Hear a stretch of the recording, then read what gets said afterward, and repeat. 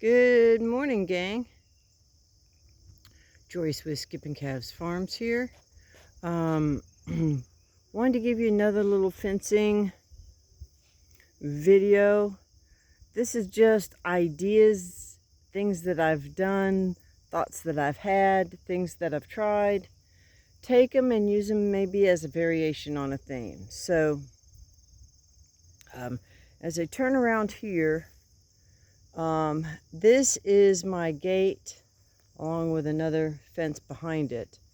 And this is the 16-foot gate that I've got that I use for accessing my paddocks or pasture with a trailer or anything like that. Now, several thoughts.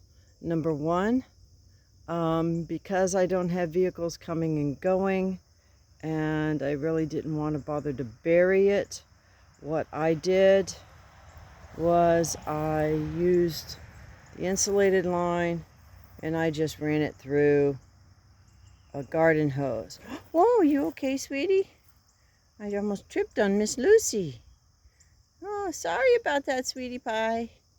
So I just ran it over here. I may have one or two trailers a year come to this gate at this point. So at the time, it's what I had.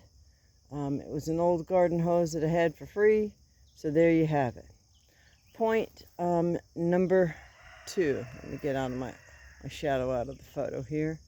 As you can see, when I built the fence, I had the, it's actually faded now so you can't even see the red, but I had just the inexpensive non-branded poly braid.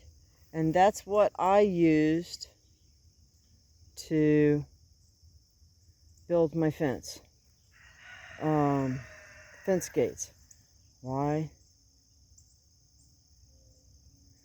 It's what I had. And then idea number three. I knew I was going to use this gate as a go-through to my neighbor's property because it's really hard to put step-ins in, and it's the only place I really had to cross the driveway was here between the semi. I moved my cars up to the other side to kind of also give a barrier. So with that in mind, I knew I was going to have the gate open during the day when the animals were grazing. So what I did fairly early on was I just had a little piece of PVC, and I measured it off and then pounded the PVC into the ground. You can see that pretty easily there. And then what I did was I took two pigtails here and here, and I just hooked them on each other and on the T-post so it stays up and it stays tight, and I don't have to worry about it. It would probably be okay without the pigtails, but I, for one, let's see if I can reach through and get that here. I, for one, feel much better with it just being like that. I have the pigtails and it works. The last idea is I put in this grape arbor in what I would call my mini orchard or food forest.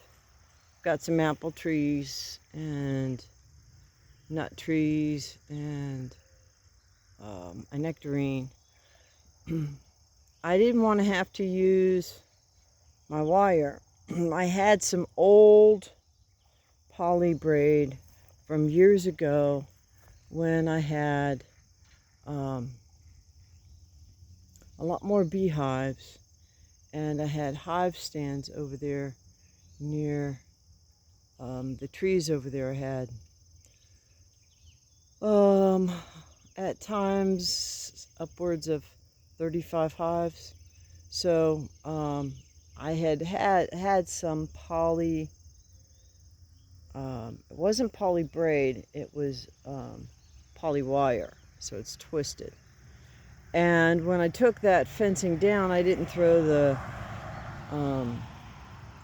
wire away. I just rolled it up on a number 10 can or something similar.